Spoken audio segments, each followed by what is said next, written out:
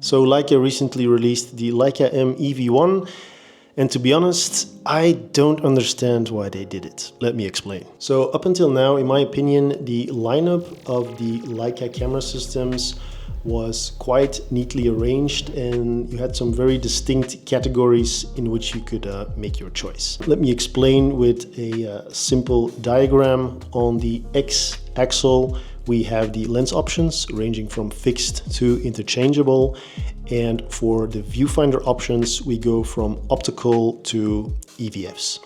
If we look at the quadrant EVFs with interchangeable, we clearly have the SL system.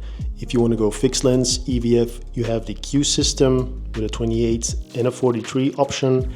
And if you want to go the optical viewfinder route and interchangeable lenses, you had the iconic M series, where you could use all the glass ranging from super vintage to super modern lenses. So very distinct, everybody had its own niche. Now, in order to get the most out of the M glass, it's true that the rangefinder has a couple of limitations that Leica has tried to solve in the past already. Especially if you want to go wider than what the frame lines or what the rangefinder can offer. It's a bit tricky to make the correct compositions. And if you want to go over 50 or 75 and go the telephoto route, the rangefinder is also quite limited and very difficult to compose with those lenses.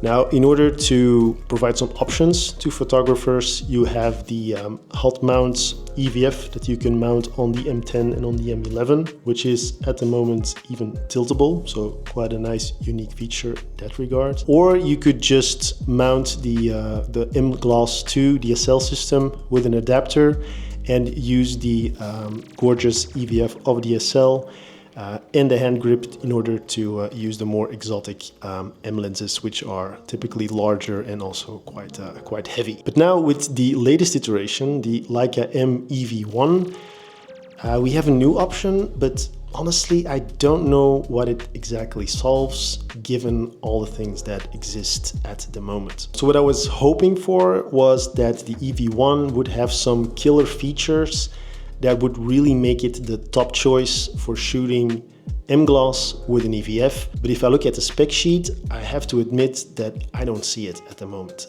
If you look at the EVF, for example, there's a big feature missing that is available in the SL and in the Q3.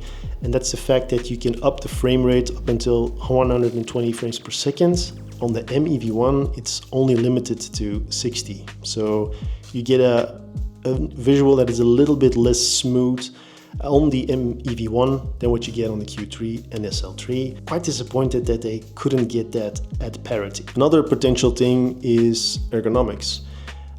They basically used the existing M11 body and just replaced the rangefinder with the module for the EVF. But there's nothing ergonomically that helps you in this EVF experience for manual focus. For example, on the SL, you have the joystick to move around the frame, and then by tapping it, go into magnification and try to pinpoint your focus there. So actually on the EV1, it's more difficult to get to the right zone of your frame in order to pinpoint focus. Also quite disappointing, there is nothing special when it comes to manually focusing with the EVF compared to what you have on the Q or on the SL.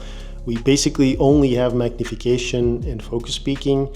If you look at the camera, for example, like the Nikon ZF, they have like 4 or 5 different ways to assist you in getting accurate manual focus on an EVF. The M EV1 doesn't get extra features to set it apart from the SL, which is in my opinion a bit of a missed opportunity, especially because the M EV1 is more expensive than the SL, but it doesn't provide anything extra aside from the fact that the body is a little bit lighter. So these are my thoughts for now. I do have the opportunity to get hands-on with the camera next week when I'm going to a local event where the camera will be available for demo and for use. But really curious to hear what you guys think. Do you see any value in this M EV1? Is there something I missed? Really curious to know that. So see you in the comments, and hopefully see you in the next video.